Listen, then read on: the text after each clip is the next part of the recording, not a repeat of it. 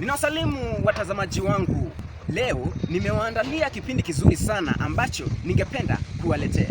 Jina langu ni Vincent Kibwara. Nimeweza kuwatembelea wanafunzi wa chuo kikuu cha Chuka. Tumefanya mahojiano na wao. Na mada ya mahojiano hayo ni jambo ambalo limetikiza mizizi ya mitandao ya kijamii. Na jambo hilo limegonga vichwa vya habari. Jambo la kuongezwa kwa karo ya wanafunzi wa chuo kikuu na kupunguzwa kwa mikopo yao inayojulikana kama HELB. Wanafunzi hao watatoa maoni mbalimbali kuhusu swala hili. Safiri nami. Asante.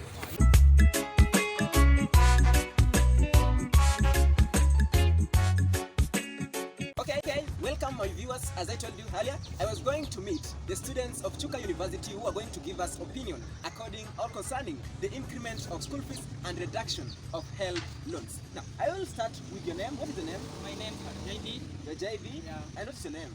My name is Asla, student at Chuka University, taking Bachelor of Science Community Development. Not forgetting, I'm also an undergraduate student taking Bachelor of Science Community Development. Yeah. Okay, now, going to our topic today, our topic of discussion today. I will ask you, Mr. JP, what is your reaction?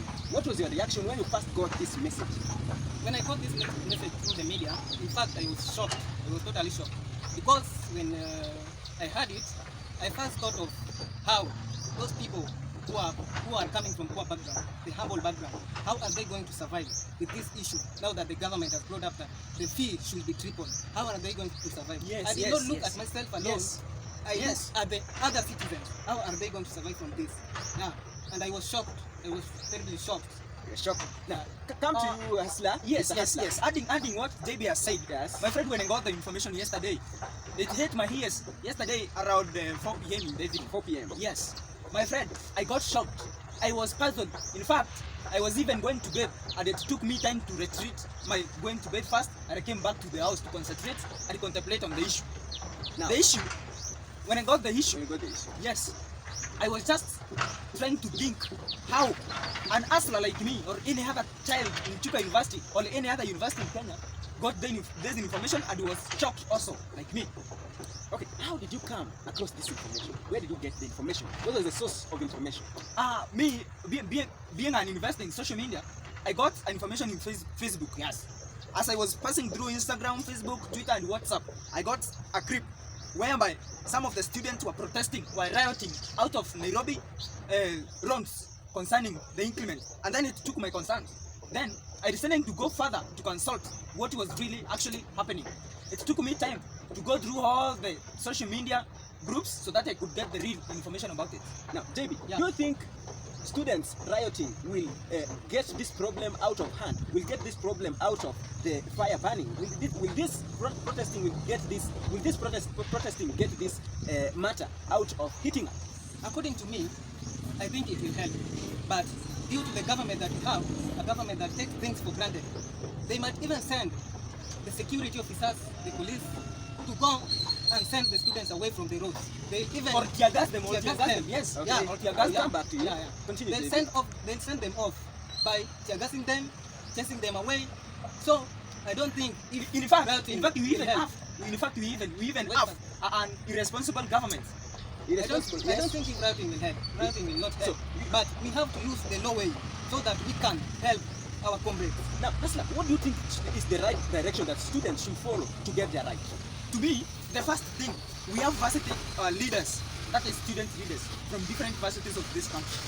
So they should go ahead, call maybe a peaceful demonstration towards the offices of the ministries or the offices of the loan so that we can go and ask our rights. And at chapter 4 of the Constitution, that is where our rights are governed as the comrades. So we should go and ask, why is our right being violated?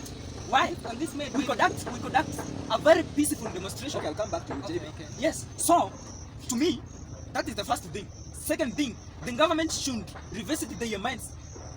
Think again on how that issue concerning the increment of the school fee and decrement of loan, that is HELB loan, is going to affect the students. If they think that it will affect the student in a positive way, they should continue the recommendations. Okay. If it will affect in a negative way, they should withdraw their wants very fast. Now, JB, Yeah. now, how do you think the students will get help? Asla has said that the students should conduct a peaceful demonstration. Yes, Now, yes. on your side, how do you think the students will get their right? Before I answer you, let me say one thing.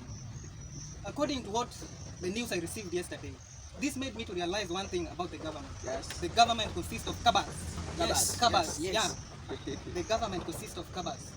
The government glandulas, consists of and small glandulas. group of people that just want to satisfy their interests. Yes, yes. Not The considering greediness, the greediness. cherubic citizens. Both of you think that the government is the one which is going to benefit from this. Of course, fee they that are they're going to beneficiaries. Yeah. They are beneficiaries. They are. Right. Yes. Now, Hustler. Now, what do you think? Do you think that BBI is the cause of fee increment and reduction of help loan? Now, to me, let me say that we have a rotten government because they are prioritizing things which are not important to our country or to our citizens or to our economy being the first priority. Looking at the BBI, the other day they said that they allocated 14 billion for BBI amendments and signing of the, correction of the signatures from different rural areas. We have people who are dying due to lack of oxygen, right? Yes. And that money which is being allocated from BBI issue can be maybe deterred to go and help those people who are dying and did not go for the BBI purpose. On the same, that money can be used to sponsor students who are not affording to attend the classes due to lack of school fee. In fact, yesterday, as I was going through the social media, I got a certain information that BBI has been allocated 14 billion. That 14 billion can sponsor 640,000 students in our country in university level to school.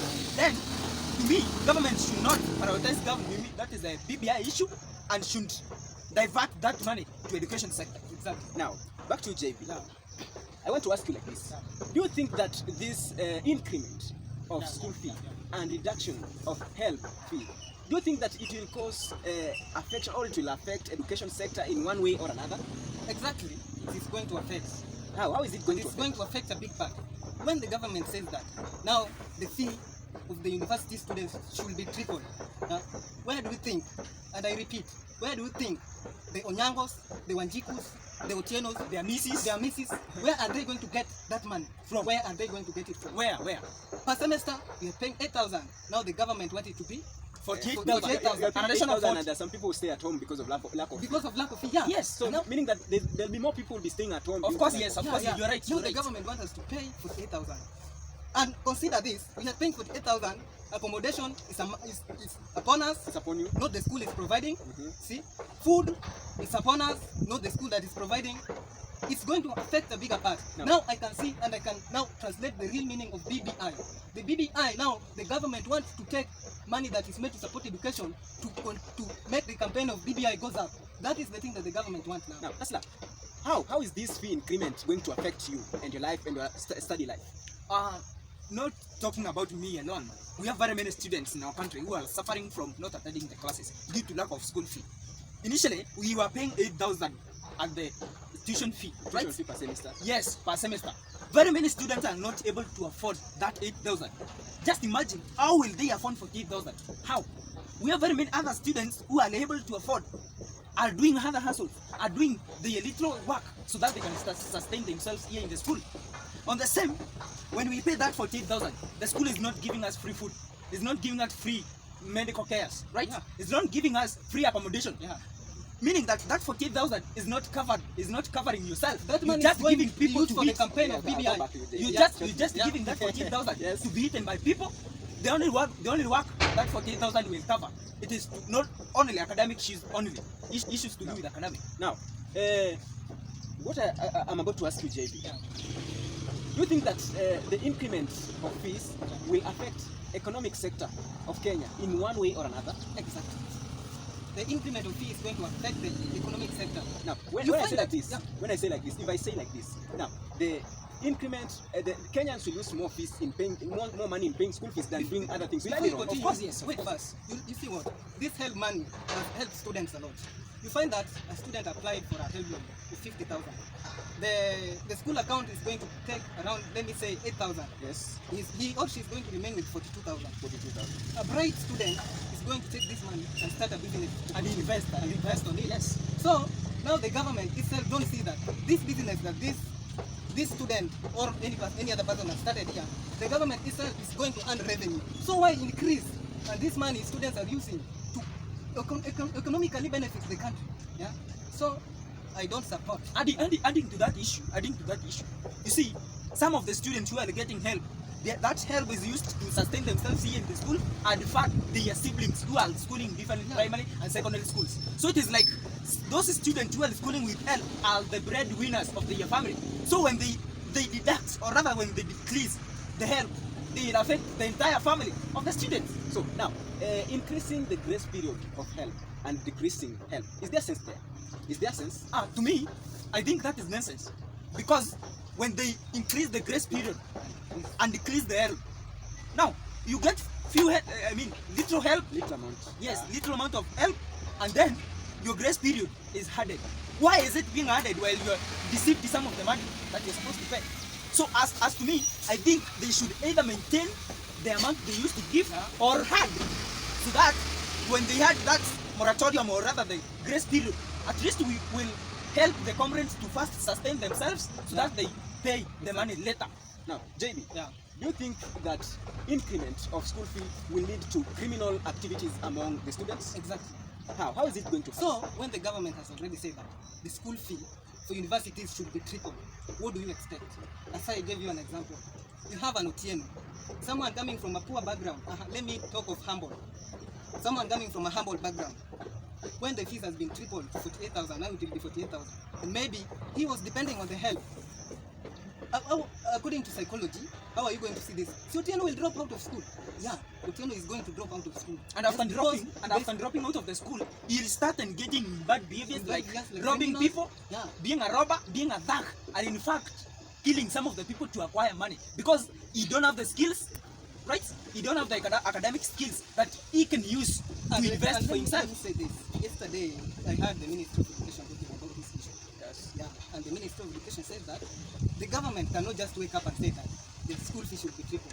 And I agreed with him. Yeah, but he was saying like this: they will talk so that if it's a matter of fee being increased, let it be increased A little amount. And I want to say this: even the school fees that we are paying now, the amount should be depreciated. Of course, yes, should be decreased. Now, Hasla, back to you. Do you think that increment of university school fees will make the pupils or the students of high school and the pupils of primary school have that bad attitude towards education? Yes. Will it Yes, generate bad very attitude true. or it will generate A good question. attitude? Good question. For instance, let us assume that the university fee has been added or increased to 48,000. Yes. You, as a student who have been struggling to pay secondary school fee, how do you think that you will bear to carry another burden in a university level? How? You, of course, you just lose, and you let me say you this. lose your trust towards academic because they you are know. giving a signal. Sorry, please allow me. Okay, Please allow me. okay. Please allow me. I'll allow you. Yeah. Now, you see, when a secondary student hear this, or rather the information is brought to him, of course he'll say, let me do the KCSE and drop out from there. I second Or him. I stop academic there because he is psychologically prepared that he will not be able to afford the university fee. Do you think that is the trick of the government to increase those students who join TVET and those who join the university schools? No. When the government was talking about the increment of school fee, when we talk about tertiary institutions, TVET and universities are at the same level of tertiary institutions. So this issue will affect the university students and TVET students. And it is not the trick to increase the number of students in tertiary institutions. It is the trick of the government to support the campaign of PPI by use of the money put down to support academic affairs in our country. Now, how can you conclude? What is your conclusion according to this man? My conclusion is, one, the government should revisit their minds, should revisit their things, and maybe have a negative or a positive ones concerning this issue they said yesterday. Because if they continue recommending for the additional of the school fee and decreasing of the loan, that is help loan, most of the students will drop out of the school. For instance, let me assume that in a school whereby 90 students are schooling, 80 students are from poor background, right? That is like saying 10 students will be left in the school while others are going home due to lack of school fee. So it is going to affect, allow me please, it is going to affect the economy because we lack nourished, skilled students who can contribute towards the development of our country and increasement of the economy of this country. What's your conclusion, Jay? My conclusion is that I want to entreat the comrades that we will not accept. Of course, we cannot We allow. are not going to accept. We cannot allow. And I want to accentuate on this that we won't accept the increment of fee. Yeah. Okay, thank you for your time. I thank you for taking time to contribute to contribute your opinions to this matter. So thank you very much.